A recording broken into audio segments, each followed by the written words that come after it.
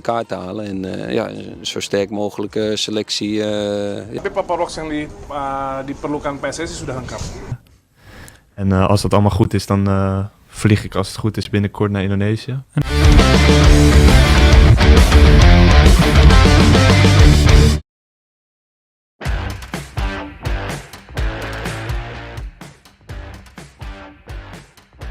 Empat poin di bulan ini benar-benar harga mati bagi skuad Garuda besutan Patrick Kluivert. Melawat terlebih dahulu ke Sydney untuk melawan Australia, pasukan Merah Putih wajib mengamankan poin paling tidak seri atau kalau bisa penuh.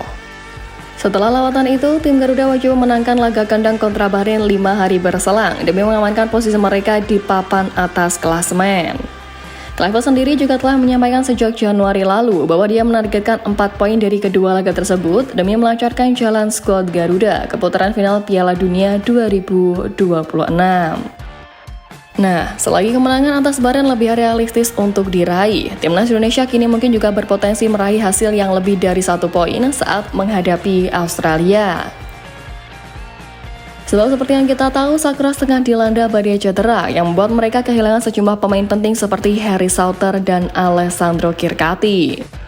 Diketahui kini pelatih Tony Popovic kembali kehilangan sejumlah pemain pentingnya seiring dengan cedera yang dialami oleh 2 bek tengah sekaligus.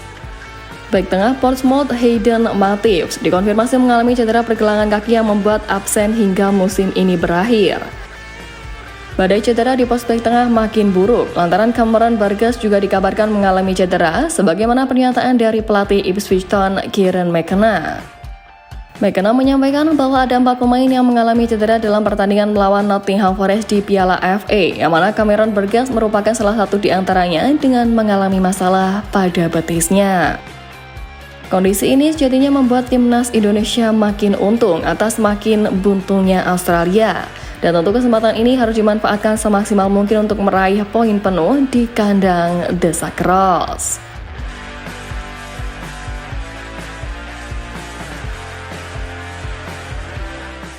Lebih lanjut menyusul kabar baik tersebut, Ketua Umum PSSI Pak Erick Thohir juga memastikan bahwa 3 pemain naturalisasi yang kini telah memasuki tahap akhir proses akan menjadi bagian dari skuad Garuda untuk berlaga di putaran ketiga kualifikasi Piala Dunia 2026. Saat ini, Kemenpora diketahui telah menyetujui berkas naturalisasi 3 nama, yakni Emil Aldero, Joey Pelupesi, dan juga Dean James. Selanjutnya, Kemenkumham akan memprosesnya sebelum resmi mendapatkan status sebagai warga negara Indonesia. Anggota Komite Eksekutif PSSI Arya Sinulinga mengungkapkan bahwa pengambilan sumpah ketiga pemain ini tidak akan berlangsung di tanah air.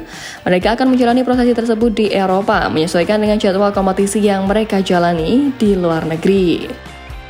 PSSI pun diketahui tengah mencari lokasi di Eropa yang memungkinkan ketiga pemain ini menjalani prosesi tersebut tanpa mengganggu jadwal pertandingan mereka. Karena mereka sedang bertanding di klub masing-masing, mereka tidak bisa ke Indonesia. Jadi kami akan mencari tempat di Eropa agar mereka bisa berkumpul dan menjalani pengambilan sumpah bersama, ujarnya. Upaya berat benar-benar dilakukan oleh federasi saat ini, mengingat tanggal 10 Maret merupakan tanggal terakhir bagi PSSI untuk mendaftarkan skuad timnas Indonesia untuk bertanding melawan Australia dan Bahrain di kualifikasi Piala Dunia 2026. Tentu harapannya dengan tambahan 3 pemain keturunan nanti, skuad Garuda bisa semakin kompetitif menghadapi lawan-lawan berat di kualifikasi dan mampu meningkatkan kualitas permainan serta menambah kedalaman skuad asuhan Patrick Kluivert.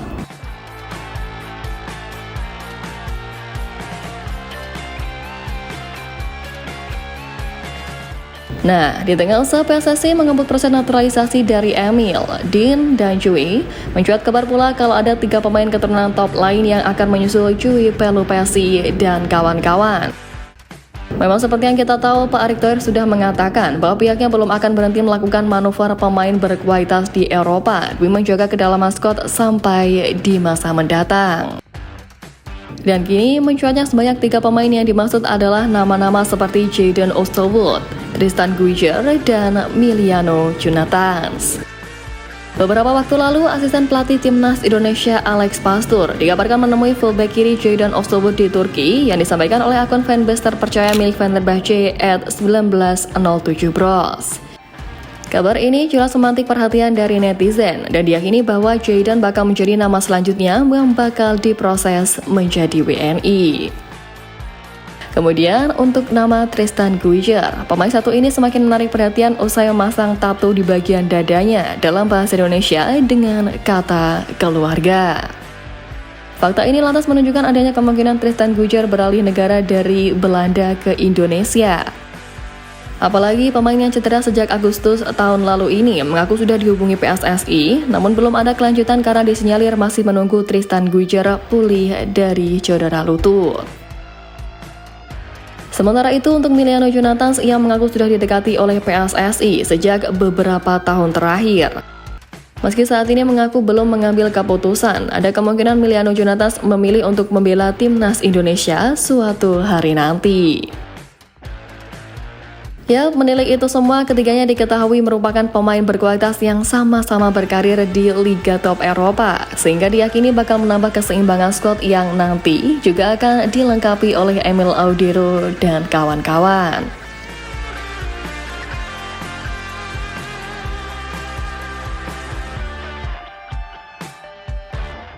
Semakin banyaknya kabar terkait merapatnya pemain keturunan ke skuad Garuda, nyatanya juga membuat media-media luar terutama Belanda ikut membocorkan kabar soal hal ini.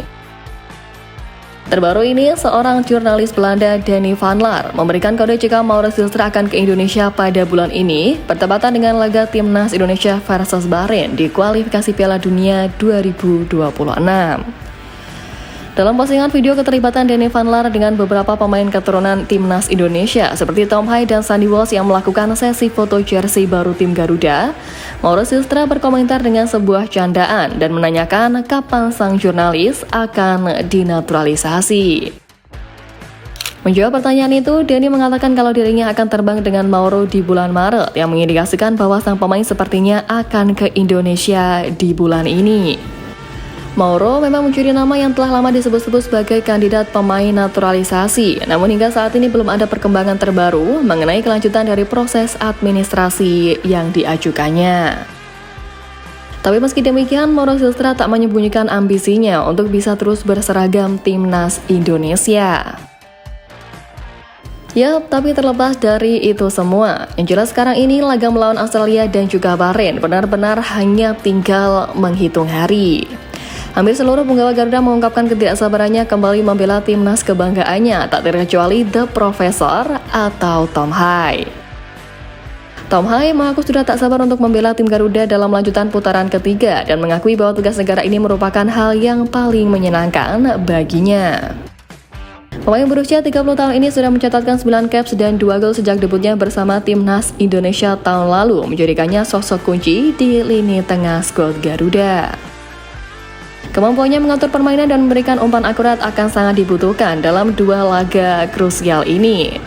Keikutsertaan Tom Hai dalam pertandingan melawan Australia dan Bahrain tentu diharapkan bisa memberikan tambahan kekuatan bagi skuad asuhan Patrick Kluivert.